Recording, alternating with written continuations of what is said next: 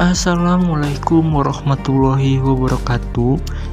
Kepada yang terhormat Ibu Dr. Cucun Sunaingsi SPD MPD selaku dosen pengampu dari mata kuliah Kebijakan dan Inovasi Pendidikan serta teman-teman yang kami banggakan.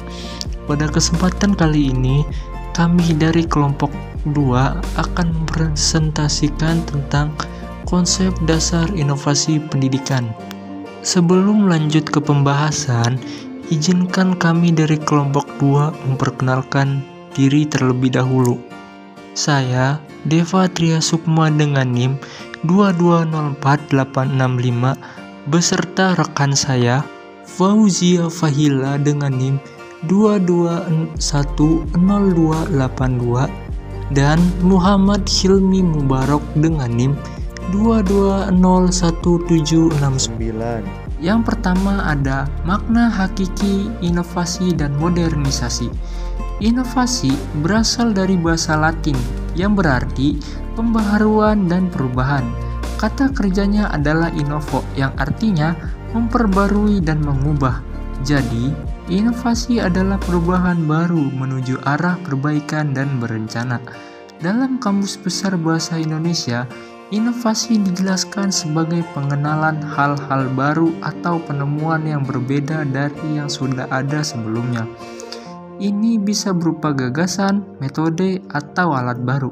Secara umum, inovasi adalah usaha menemukan hal baru melalui kegiatan invention and discovery yang dapat berupa ide, barang, kejadian, atau metode baru bagi individu atau masyarakat. Tujuan inovasi adalah untuk memecahkan masalah atau mencapai tujuan tertentu. Secara umum, istilah modernisasi juga berhubungan dengan peningkatan yang secara khusus meliputi beberapa aspek inovasi yang berkelanjutan. Menurut Muhammad Abdul Jawad, inovasi bisa didefinisikan sebagai proses tertentu yang dilakukan seseorang melalui pendayagunaan pemikiran, kemampuan imajinasi, dan berbagai stimulan dan individu yang mengelilinginya, yang berusaha menghasilkan produk baru baik bagi dirinya ataupun bagi lingkungannya. Selanjutnya yaitu inovasi pendidikan. Inovasi pendidikan adalah inovasi untuk memecahkan masalah dalam pendidikan. Inovasi pendidikan menyangkut hal-hal yang berhubungan dengan komponen sistem pendidikan, baik dalam arti sempit yaitu singkat lembaga pendidikan maupun arti luas yaitu sistem pendidikan nasional. Jadi inovasi dalam dunia pendidikan dapat berupa apa saja, produk ataupun sistem. Produk misalnya seorang guru menciptakan media pembelajaran mock-up untuk pembelajaran. Sistem misalnya cara penyampaian materi di kelas dengan tanya jawab ataupun yang lain yang bersifat metode. Inovasi dapat dikreasikan sesuai pemanfaatannya yang menciptakan hal baru, memudahkan dalam dunia pendidikan, serta mengarahkan pada kemajuan.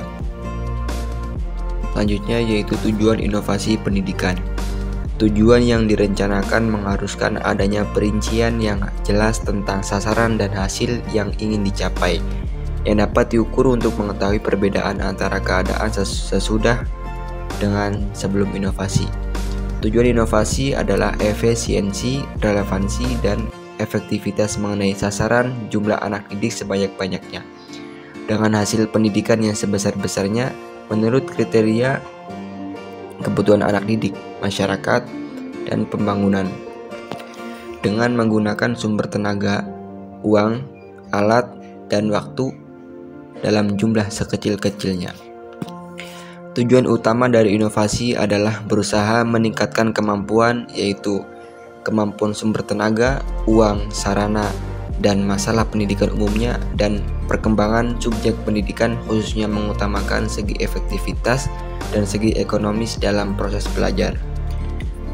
Jadi tujuan pendidikan Indonesia jika disimpulkan bahwa saat ini Indonesia sedang mengajar ketertinggalan iptek secara global yang berjalan sangat cepat dan berusaha agar pendidikan bisa dirasakan dan didapatkan oleh semua warga Indonesia.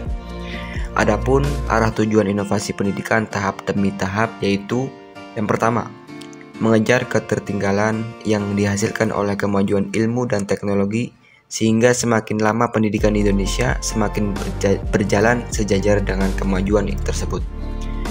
Yang kedua, mengusahakan terselenggarakannya pendidikan sekolah dan luar sekolah bagi setiap warga negara. Misalnya, meningkatkan daya tampung usia sekolah SD, SLTP, SLTA, dan PT. Prinsip inovasi pendidikan.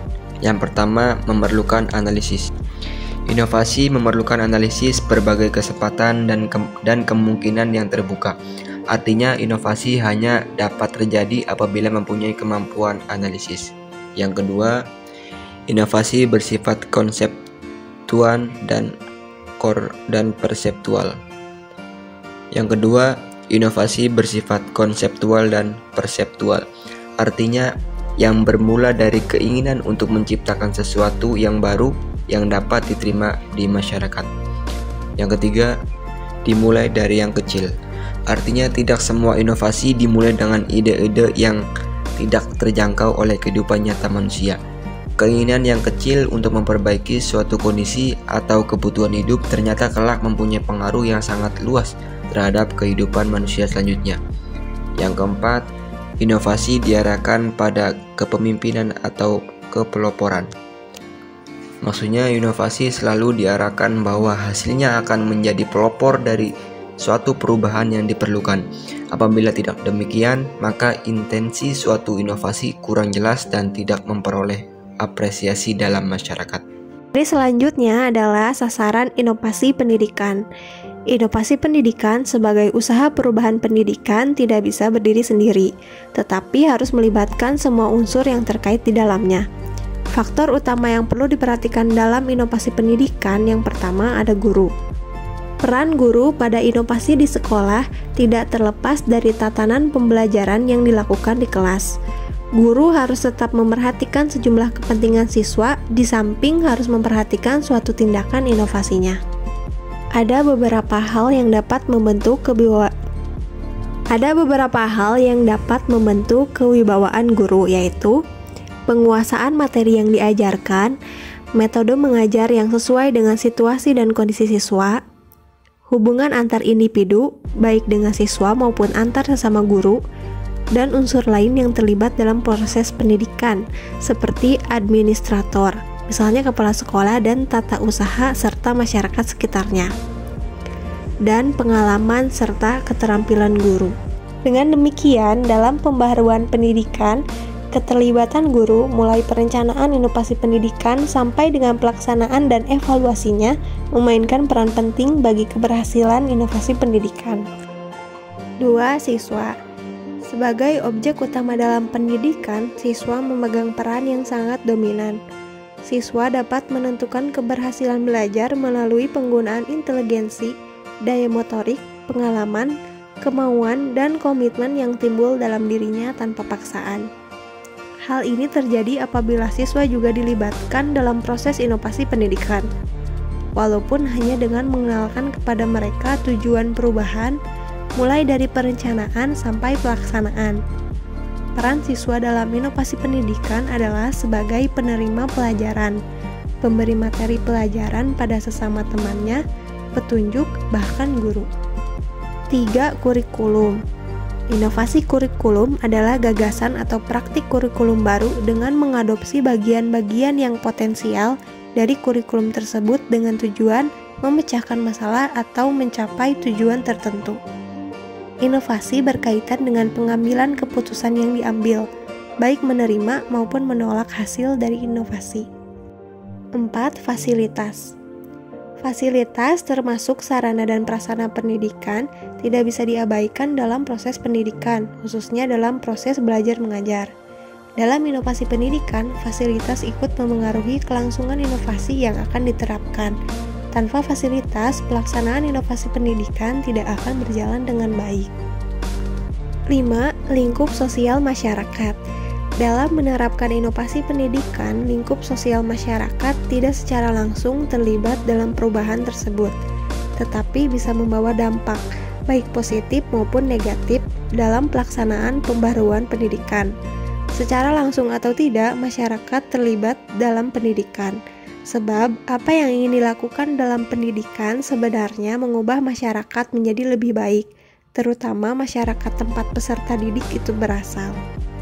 Keterlibatan masyarakat dalam inovasi pendidikan akan membantu inovator dan pelaksana inovasi dalam melaksanakan inovasi pendidikan. Selanjutnya, karakteristik inovasi pendidikan.